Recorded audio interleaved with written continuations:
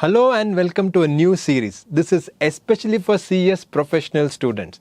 What we'll be doing is giving you the very important aspects of every subject. And in this video, I'll be telling you the bird's eye view of GRMCE, that is paper 1, Governance, Risk Management, Compliance and Ethics. What is this subject? Why do we have it? How should you study? How you should present your answers?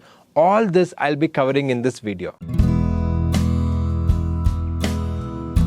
The first part is, what is this subject about? The founder of Infosys, Narayan Murthy, said that good corporate governance is to represent the shareholders faithfully and increase the shareholders' value ethically. This is what he said. This is the essence of this entire subject. I know Narayan Murthy did not make our syllabus, but this entire syllabus can be summed up in this view of Mr. Narayan Murthy about corporate governance. Making sure that the company is faithful, making sure the shareholders are served properly, and most importantly, the shareholders' value, that is the shareholders' wealth, has to increase over time. Doing all this, Mr. Murthy says that it should be done ethically, and that is what is good corporate governance. So the subject of governance or risk management, compliance, ethics, all this is very important, but the first part, which is the foundation of the subject, is good corporate governance. And very interestingly, corporate governance itself has become a new field of law. It was not the case even, let's say, 10 or 15 years ago. Because there were a lot of corporate scams around the world, not just India. We think of Satyam scam or the Sahara scam or some other scams which happened in India. But globally, corporate scams is a very big problem. And that is why we needed a solution. So different countries around the world started to have their own solution, and finally corporate governance itself has become a field of study and research, and most importantly for company secretaries it is very, very relevant. This concept of good corporate governance, it's actually a mixture of different subjects. It could be accountancy, it could be law, it could be management or taxation, everything together. We have corporate governance. So aspects of all these are into the concept of good corporate governance. As you know, company secretary is the advisor for companies. Company secretary is on the board of companies. And most importantly, company secretary plays the role of a facilitator to take the company to the next level. Whether it is the top companies of India or the globe, company secretaries play a very, very important role, and good corporate governance is perhaps on the shoulders of the company secretary just as much as it is on the shoulders of the MD or the top management like CEO or anyone else like the directors. Next, let us understand, why do we have this subject in CS professional program? I still remember when the new syllabus came of the CS professional, there were many people who said that in professional program, company law is not there, no more company law. What kind of syllabus is this? Does ICSI have any clue of what they're doing? These are the kind of things students were telling, and perhaps even some teachers were telling. But when I spoke to actually the company secretaries, I even spoke to some people at the institute, they all said that this is what is the global requirement. So this is company law. Company law does not mean we just study section 1 to 470. That is the Companies Act. Definitely you should know that, you study that in the executive level, but we need to go one level higher. We need to get into good governance or to help the companies into governance and not just compliance. That was the vision of ICSI, and that is why they added this subject, which is GRMCE. Going further about why they added this GRMCE, now the interesting part is that compliance and governance is becoming global. If you remember, we had IFRS, right? So International Financial Reporting Standards. IFRS is a global harmonized standard. Of course, in India we have Ind AS and all, but it is benchmarked. It is benchmarked with IFRS. We know all of this. So when we know that IFRS is required for finance and accounting and to have a uniform harmonized system in the entire globe, we also need similar things for corporate governance, because human greed is same across the world. You have companies where the top management and directors get into scams and frauds. Of course, it could be just 1% of the people. 99% may be very, very honest. But the problem is this 1% can create a huge havoc. It can bring down economies. It can make countries go into bankruptcy. We are already seeing it for countries like Sri Lanka or in the US during 2008. All this can happen. That is why, to ensure that corporate world is free of scams, ethically run, and most importantly, companies are run with sound principles, with proper faith to the shareholders, becomes very, very important. So why we have this subject is that you need to understand the best global practices across the world, what it is happening, and our role of CS is also important because in a globalized world, Indian companies will have subsidiaries abroad, or the Indian company could be a subsidiary of a foreign company. So everything is interconnected, especially with new foreign direct investment at an all-time high. India is receiving the all-time high foreign direct investment. The reason is also because many of the Western countries are not happy with China. That is the politics of it. But the beneficiary is India, and Indian companies are growing. All the countries are trusting India more. When all this happens, there is more business, and you need people like company secretaries or lawyers or chartered accountants to take care of these businesses, the professionals who take care of these businesses, right? And a company secretary is the main person for corporate governance. So that is why we have this in CS Professional. Don't think why we don't have company law. This is company law. The role of company secretary is changing and transforming, and there is more expectation from the corporate world.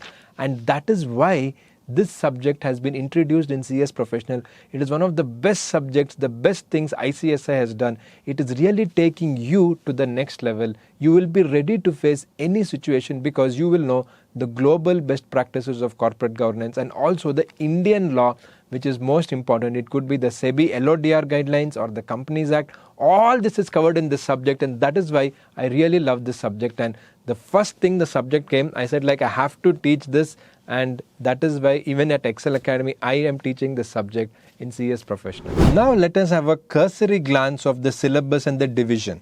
So this subject GRMCE is divided into 4 parts. So the first part is governance, then we have risk management, the third one is compliance, and then we have the ethics and sustainability, which I'll come to. So these 4 parts, you'll think why is divided into 4 different parts? There is a logic for it. If you see, the first part is governance. So you should know how to run a company, what is the Indian best practices, what are the global best practices, what are the standards and policies across countries. That part is covered in the first part, right from the board committees to how you run the company and how we should ensure there are international transactions. All this is been there, and good corporate governance is the crux and the heart of the part 1. The first part is for 50 marks. Then we come to the second part, which is risk management. Risk management and company secretary, why do we even have that? See, if you look at the syllabus, they're talking about risk identification, mitigation, and risk audit. This is because there are a lot of company secretaries in companies who are also handling the risk profile. So when ICSI got to know about this, obviously they felt that why don't we train our students? All these company secretaries already working in companies, they learnt on the job. But it was not part of the syllabus. Like I didn't study risk management when I was studying CS Professional. But now it has been added, and everything about risk management is included because risk management is very important for a company, and all of us learnt it during COVID time. Nobody expected COVID as a risk, whether it is a corporate or whether it is a politician or government. Nobody knew it across the world. But it was a risk which affected everyone, especially the insurance industry, right? That is why risk management is a very important aspect of running any company, to foresee the risk, manage the risk, mitigate the risk, and ensure that the company has covered all its problems with respect to the risk. And the company secretary is perfectly poised to take up this role, and that is why it is part of our syllabus, which is for 20 marks. So when we go further in the subject and the division of marks, compliances is part 3, which is again for 20 marks. So in compliances, you have compliance management and compliance management system. If you observe in Companies Act, we have section 134, subsection 5, clause F in the director's responsibility statement. And this clause clearly says that every company should have a compliance management system. That system should be devised properly. There should be proper controls over the system. It should be monitored. And this compliance management system should cover about all applicable laws of a company. All applicable laws. It is not just company law.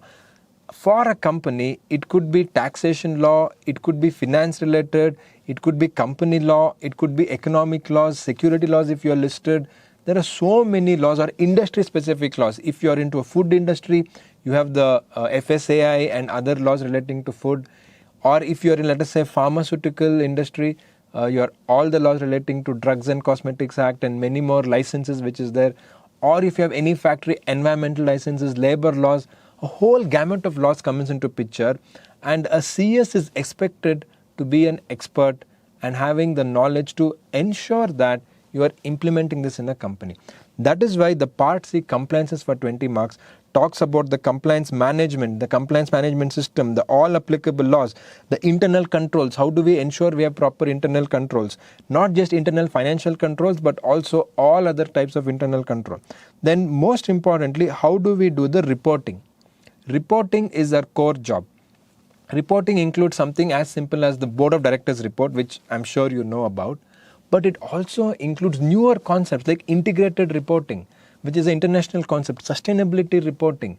That is also a concept which is coming up big time, ESG, environmental, social and governance. So all these aspects are covered under the reporting aspect. One last thing is website management. In part 3, we have website management because today, especially in COVID, all the meetings, board meeting, AGM, everything we had in the online video conferencing.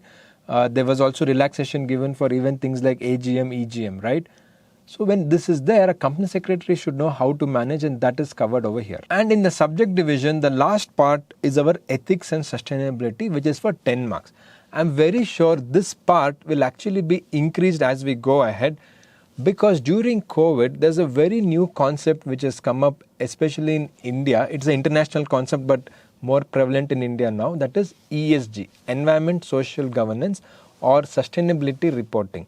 So these are concepts about how a company or a business can be more responsible towards society, towards environment, pollution, climate change, all these aspects. We need to look at everything when we run a business. That is covered in this part. And today it is a reality that we are facing pollution, climate change, all of this. But what are the laws relating to it? That is what we study here. And very interestingly, India has also brought up the new concept of BRSR reporting. BRSR reporting for the top listed companies in India. So this is again compulsory, and this is relating to sustainability reporting. How can we have a sustainable planet? For a sustainable planet, we need a sustainable business, right? So everything is connected. That part is there. It may be just for 10 marks now, but the concepts are very good, and I'm very sure as we go ahead, they'll start increasing these marks, and they may even have a complete subject relating to the sustainability reporting in the company secretary course in future. So this is very important. Ensure that you know the basics very well in the part D of GRMCE, which is ethics and sustainability for 10 marks. Okay, let's come to the next part. Now we got to know the syllabus, all of that. How should you approach this subject? See, one big mistake which I have seen students, especially since I also teach this subject at Ekcel Academy, many students are just looking at it again like company law, trying to write what is there in the book. That is not what is expected. You should first think that you are already a company secretary in a big company and you are expected to advise the board on these matters. Here, please understand, it is not just about the law, just about your memory of what you know in the law. In corporate governance, risk management, compliance and ethics, they're expecting you to be an advisor, a person who is in a fiduciary role, a person who will facilitate and also ensure the company is having the right policies and monitor them.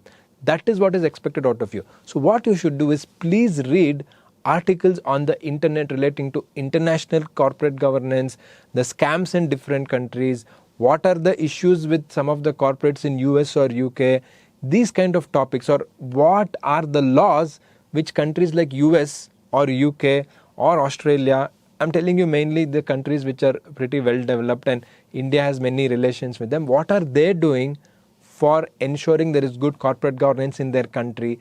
These kind of aspects you should know and add those things in the answers which you write. And I've definitely studied the Chartered Secretary, which is ICSI's own publication. There are articles relating to this, and in fact there was one issue which was dedicated to corporate governance, so you can look at that issue. Next, what is expected from a student?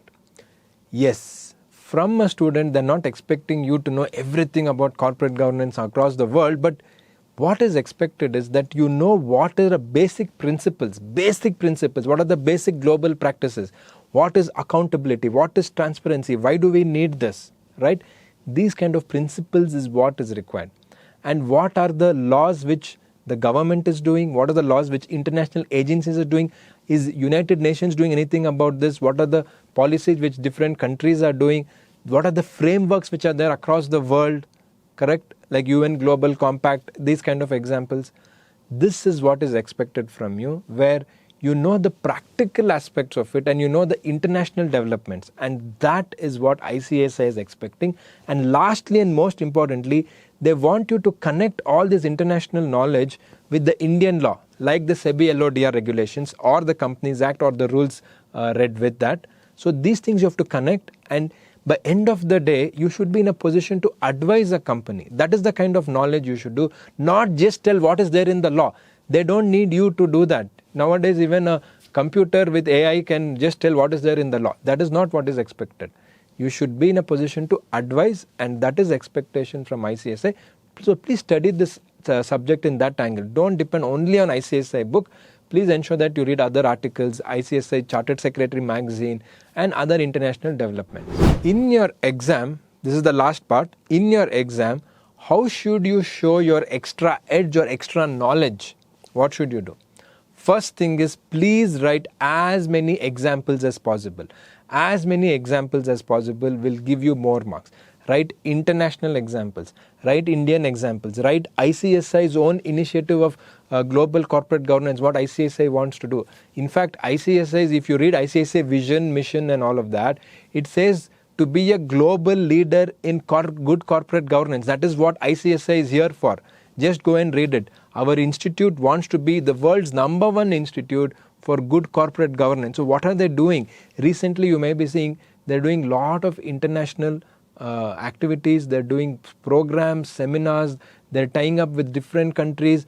You can also write about Corporate Secretaries International Association, which is a body of institutes similar to ICSI in India. So you have ICSI in India, we have in Bangladesh, we have in Sri Lanka, we have in Australia, New Zealand, then Canada, then UK, that is England. So mainly Commonwealth countries, that is why. Of course, you have something in the US, right? But which is not really company secretary, but they're talking about corporate governance and all of that. But it is in the same domain of good corporate governance and compliance.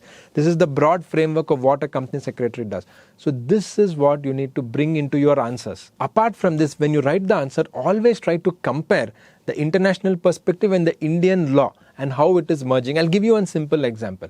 Internationally, in part 4, that is ethics and sustainability, there is a huge push for ESG, that is environment, social governance, and sustainability reporting. We have standards like the Global Reporting Initiative, the Integrated Reporting, then SASB for accounting. So we have these international things. So how do we connect that with India? So since these were international frameworks and international principles for disclosure and sustainability reporting, how sustainable the company is, in India, SEBI has brought about, first they brought about BRR, Business Responsibility Reporting, and then very recently they have gotten BRSR, Business Responsibility and Sustainability Reporting, which is compulsory for the top listed companies. So this is one way where you can analyze, compare and give a both analysis. This way, person correcting your paper thinks that, okay, the student first knows the law, knows the international development, knows the Indian intricacies, and most importantly is able to compare. When you know all this, the person correcting your paper is confident that, okay, this student is ready to advise companies and directors, because tomorrow you will deal with real directors, real companies, real situation. It is not just an exam where you're writing, right? So this is the approach you should do for this paper, and I hope you do it. And if you need any help relating to this, I'm always there to support you. So this was a video where we give a complete overview of governance, risk management, compliance and ethics. What is this subject? Why do we have it? What is ICSI expectation? How should you approach the subject? How should you write in the answer? What is your overall picture and how do you connect all the dots relating to the subject. Why did this subject even get introduced for our professional? All this we covered.